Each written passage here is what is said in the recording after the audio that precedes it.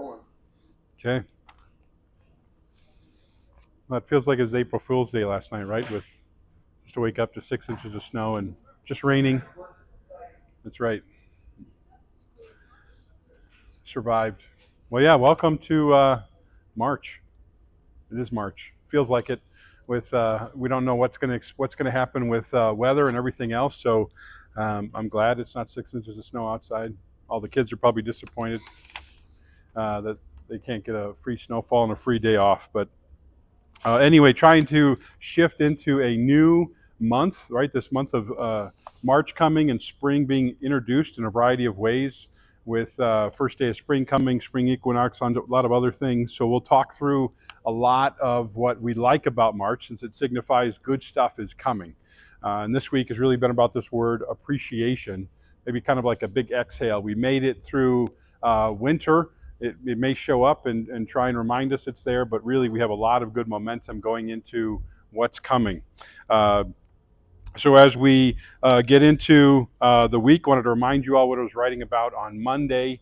I think April 7th is, or excuse me, March 7th is Employee Appreciation Day. So just kind of building off some of those themes of just saying, when you appreciate someone, make sure you do it in the right way they like, right? Do they like it publicly? Do they like it privately? Do they like gifts? Do they like just kind of words or opportunities? Those are all things to keep in mind, because when you appreciate the people you're around every day, whether that is at work or home or particular peer supports, those kind of things, the better you get at it, the better those relationships will be. Second, thinking about places that we go. Can you honor the places that you really appreciate, whether that is through time, finances, or just continuing to support them through it? We all enjoy certain particular places, indoors, outdoors, and our volunteerism and where we spend our time and resources go a long way. And then really trying to hit this idea that if we share the stories of things that we appreciate and impact us, it really builds the legacy and the relationships we have around us. Certainly, oral traditions is not a big part of our world with technology and social media, but historically, throughout history, oral traditions have been significant.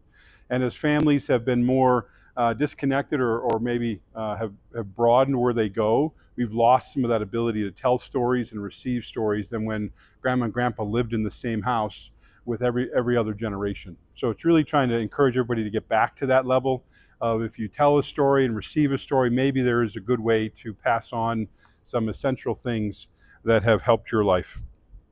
To try and do that, those two homework assignments hitting again. Gratitude journals go a long way. Now, if you hate the word journal, then call it sticky notes, and just think, what are some good things that have happened to me this week, and let me keep track of it somehow. The reason I like that homework assignment is because so easily our minds get flooded and everything goes dark really quick. So you're like, I can't remember the last time I had a good day because the week has been really terrible. And in reality, it was just 48 hours ago. You just can't remember. So you keep track of that over the course of a whole month. It's much, much easier to remember.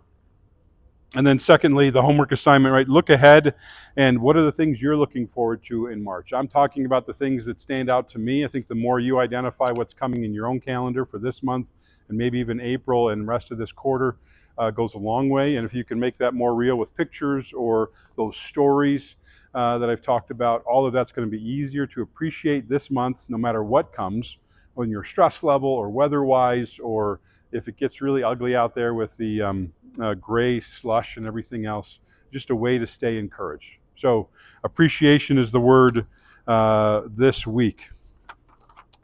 As we get into more of the facts this morning, I was thinking about, how about appreciation for a person? And on March 3rd, it's Casimir Pulaski Day, or it was Casimir Pulaski Day. Now, I had no idea who Casimir Pulaski was, but as a kid growing up in Chicago, I loved him because it was a day off of school. And then we moved here and moved into Stevens Point, and there's a Casimir Pulaski statue on Highway 10. Yeah. So we're just going to do some Casimir Pulaski facts this morning, because I've always appreciated him, and I've learned about him later on. So day off from school, not around here, which is ironic, isn't it? but a day off in Chicagoland was fantastic for an extra day. So anyway, Casimir Pulaski lived in 1745 to 1779. He is known, as Bill was hinting at, the father of the American cavalry, because he was an American revolutionary character. Any of you know this, living in Wisconsin your entire lives? Right? There you go, a little history lesson this morning. He served alongside General Washington as a brigadier general as command of that cavalry, because he didn't have one before, but he brought in things he liked. He was famous for covering the retreat of Washington at Brandywine, which prevented a total rout of the army. These are all facts that are going to help you win all your conversations later. Back to those. Now, I'd like this part. The unit he formed was called the Pulaski Legion, which consisted of Americans, Germans, Frenchmen, Irishmen, and Poles, which I was like, well, that's why he was famous in Chicago, because it was just this nice mixture. And certainly around here, maybe that's why he has a statue, because that certainly reflects all the ethnic diversity. After a wound in a battle, he was buried at sea in the place where the Savannah River flows into the Atlantic. And as I said, he's got a day off in Illinois. And if you've not seen the statue over on Highway 10 heading away from PJ's over to Walgreens, it's a little park right there.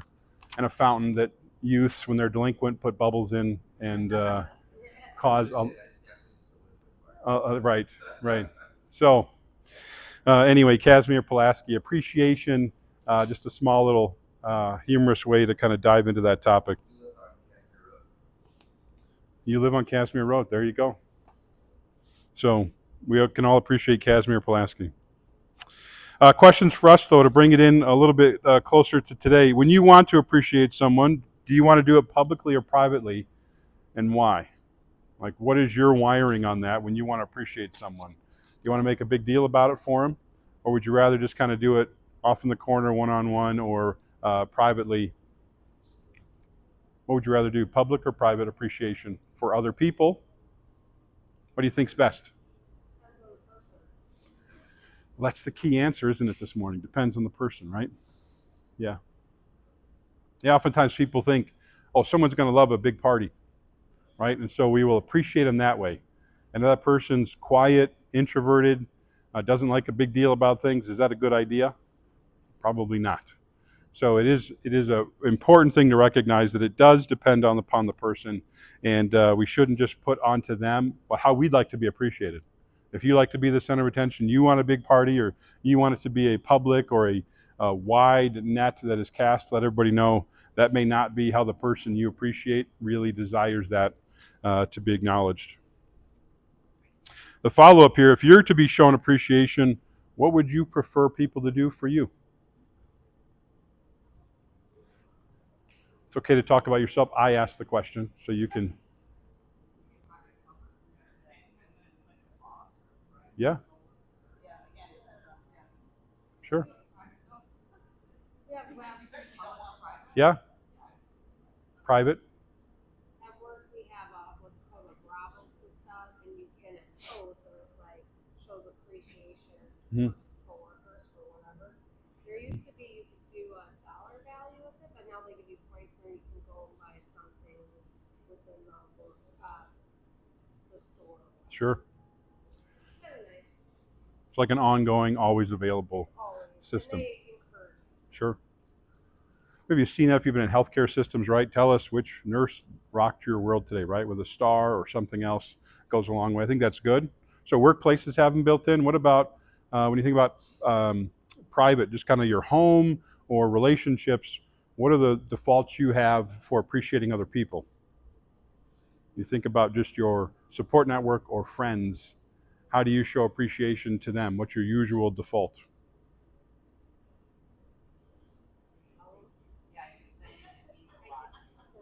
Yeah? Words? Yeah. Yeah. Sure.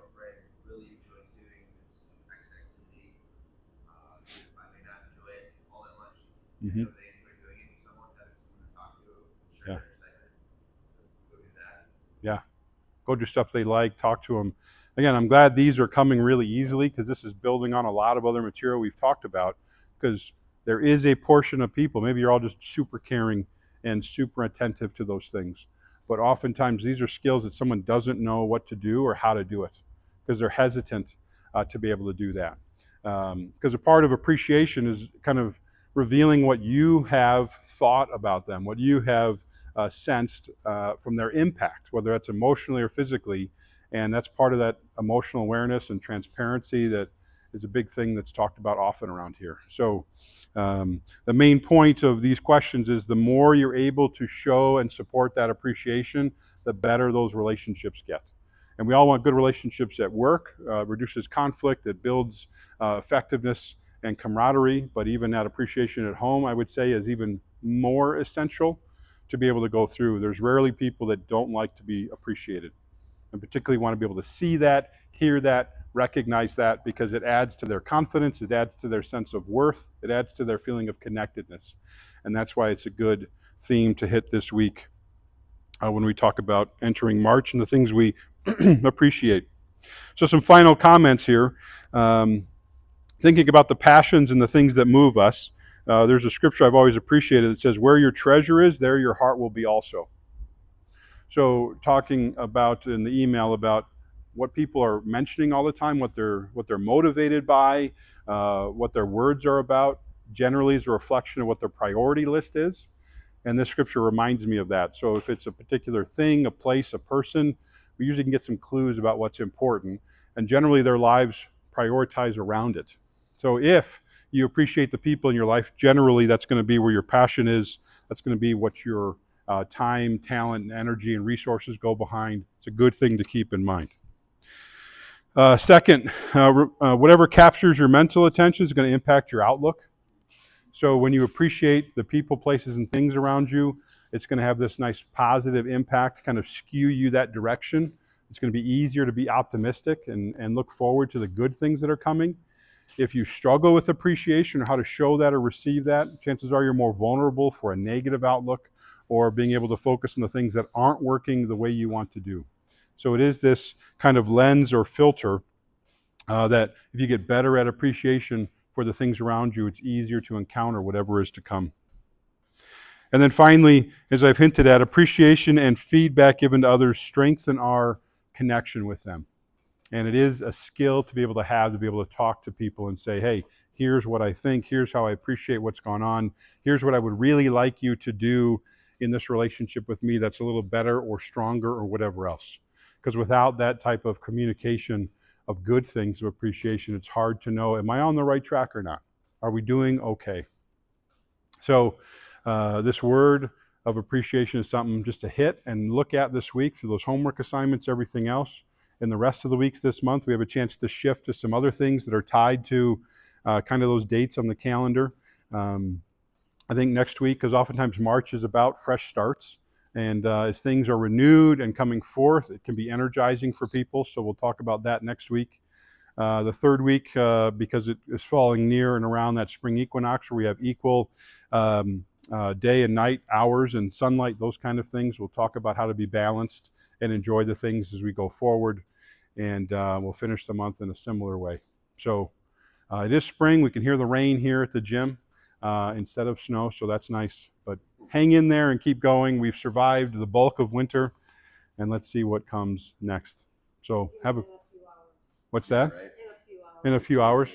Let's keep that temperature up so it doesn't turn to snow, right? All right. Good morning. Have a good workout here. Thanks.